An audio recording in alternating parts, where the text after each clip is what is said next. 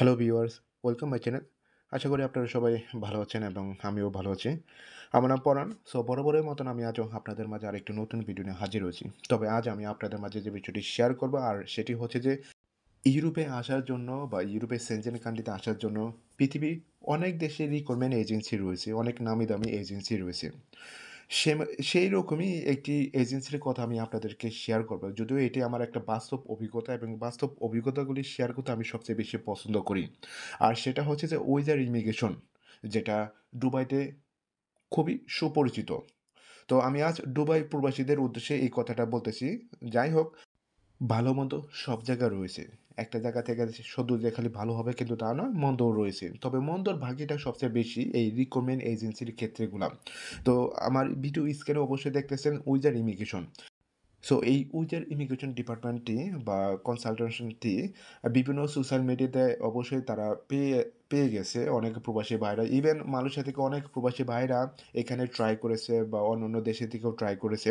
তো যেটা আমার সাথে ঘটেছে সেটা আমি আপনাদেরকে শেয়ার করব। যদিও ঘটনাটা প্রায় ২ বছর আগে। কিন্তু এখন বর্তমানে যে অবস্থাটা ঘটতেছে, এরকম অনেক হাজারো রিক্রুটমেন্ট এজেন্সি রয়েছে দুবাই এবং দুবাইতে সবচেয়ে ফ্রড এজেন্সি রয়েছে। কিন্তু আসল কথা কি, আমরা প্রবাসী হিসাবে অল্প পরিমাণে বা ইনকাম সোর্স আমাদের, কিন্তু অনেকেরই ইচ্ছা থাকে ভালো একটা দেশে সেটেল হওয়ার জন্য এবং যখন একটা প্রতিষ্ঠান থেকে কিছু লোক ইউরোপে বা অন্য কান্ট্রিতে প্রবেশ করে তখন আমরা তাদেরকে বিশ্বাস করার জন্য একটা বিশ্বাসযোগ্য হয়ে ওঠেন। কিন্তু আসলে প্রকৃতির ক্ষেত্রে কিন্তু তা না। কিন্তু এটা আমি বাস্তব ঘটেছে দেখে এটা আমি আপনাদেরকে বলতেছি।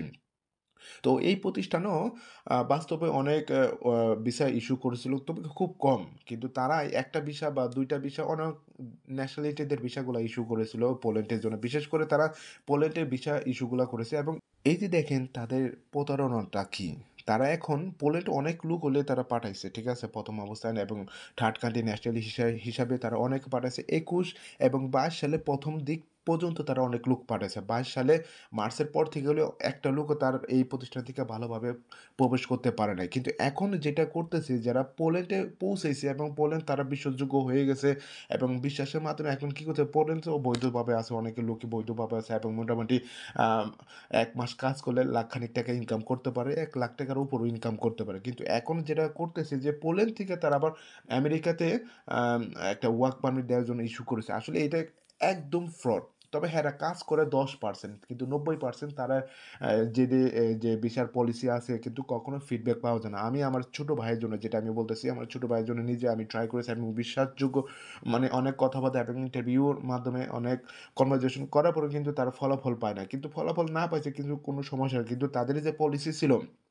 যে টাকা রিটার্ন ব্যাক করা, কিন্তু সেটাও আমি পাই নাই। কারণ কি? আমি ছিলাম মালয়েশিয়াতে এবং তার প্রতিষ্ঠান ছিল দুবাইতে।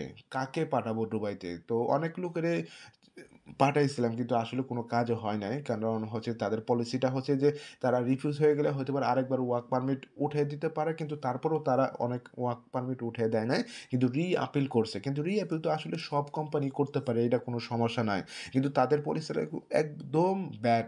এরকম হাজারো দুবাইতে বা অনেক রিক্রুটমেন্ট এজেন্সি রয়েছে যারা বাংলাদেশে প্রতারণা হিসাবে এখানে প্রবেশ করে। কিন্তু ১ম অবস্থায় আসলে এগুলি বুঝতে পারে না এবং কয়েকটা লোক যায় বা হাজার বা শতকখানি বা ১০০ জনের মতন প্রায় প্রবেশ করে বা ৬ মাসের মধ্যে। কিন্তু এগুলিরে তারা সোশ্যাল মিডিয়াতে বিভিন্নভাবে TikTok এবং বিভিন্নভাবে হচ্ছে যে আপনার ইন্টারভিউর মাধ্যমে তাদেরকে প্রবেশ করে। খালি এখানে না, যখন একটা ভিসা ইস্যু করে বা ভিসা পায় তখন তাকে ইন্টারভিউ আনে এবং তারা এটাকে বুস্ট করে বিভিন্নভাবে এবং এইটা দেখে ইমপ্রেশন শুরু হয় অন্যান্য প্রবাসী ভাইরা। তো সেরকমই একটা প্রতারণা প্রতিষ্ঠান যেটা উইজার ইমিগ্রেশন, অনেকে হইতে পারে যারা দুবাইতে রয়েছে এবং তাদের জন্য এটা হইতে পারে একটা গুড নিউজ। তারা এই প্রতিষ্ঠান থেকে অবশ্যই সাবধান হবে।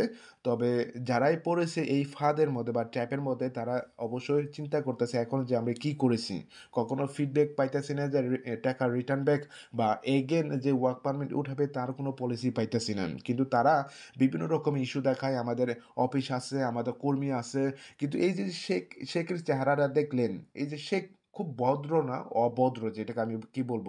কিন্তু সে অনেক রকমের কথা বলছে। কিন্তু আসলে যখন আমি ফাইলটা সাবমিট করি অনেকভাবে আমি কথা ইমপ্রেশন করেছি এবং আমার স্ক্রিনশটে, আমার ভিডিও স্ক্রিনশটে অবশ্যই দেখতেছেন বিভিন্ন রকমের সিগনেচার এবং ফার্স্ট পেমেন্ট হচ্ছে ৩,০০০ দেরহাম, সেকেন্ড পেমেন্ট হচ্ছে ৩,০০০ দেরহাম, তারপর ভিসা হওয়ার পরে ১,৫০০ দেরহাম, তারপর বাদবাকি দেরহাম পরে পে করতে হইতো। কিন্তু এই যে দেরহাম তারা যে পলিসিটা তৈরি করেছে অর্থাৎ ২৫০০ থেকে ২৮০০ ইউরোর মধ্যে এই বাজেটটা করেছে। কিন্তু আসলে আমরা হচ্ছে পরে এগুলি বুঝতে পারি। আসলে একটা জিনিস যখন ট্র্যাপের মধ্যে না পড়ি, তার থেকে ভালো কোনো অভিজ্ঞতা পাওয়া যায় না। আজকে ট্র্যাপে পড়েছি দেখে এই কথাগুলো আমি আপনাদেরকে বলতেছি।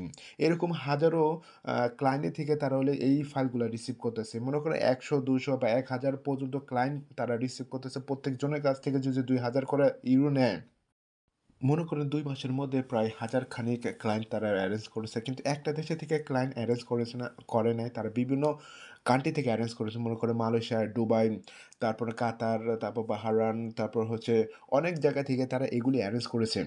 তো এরেঞ্জ করার পরে দেখা যাচ্ছে বিশাল পরিমাণ অলরেডি টাকা। আসলে শেখের যে চেহারাটা দেখতেছে এখনো খুব খারাপ লাগতেছে। কিন্তু কথাটা বলতে যদি মানে বলতে চায় না কিন্তু তারপর কিছু করার নাই। কিন্তু যখন ইন্টারভিউ খেতে আসে এবং বিভিন্ন প্রেজেন্টেশন এর ক্ষেত্রে আসে কিন্তু আসলে তখন দেখা যায় তার চরিত্রটা কিরকম। কিন্তু হ্যাঁ, কাজ করতে পারে না। আমাদের দুঃখ হচ্ছে আমরা যেহেতু মধ্যবিত্ত না, মধ্যবিত্ত ফ্যামিলির সন্তান এবং ইনকাম করি। তো তাদের উচিত ছিল যে যেহেতু ভিসা হয় না তাদের পলিসিটা যেটা ছিল ওইটা রিটার্ন করা। কিন্তু তারা এটা করে নাই।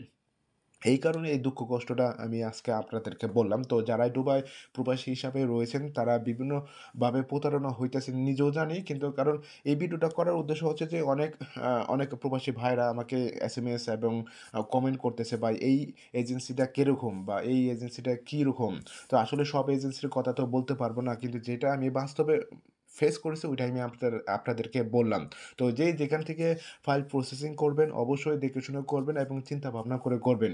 কপালে ভাগ্য থাকলে অবশ্যই আসতে পারবেন। তাছাড়া ইউরোপের ভিসা অবশ্যই ভাগ্যের উপর ডিপেন্ড করে। তারপর চেষ্টা না করলে কোনো কিছু হয় না এটাও মনে রাখবেন।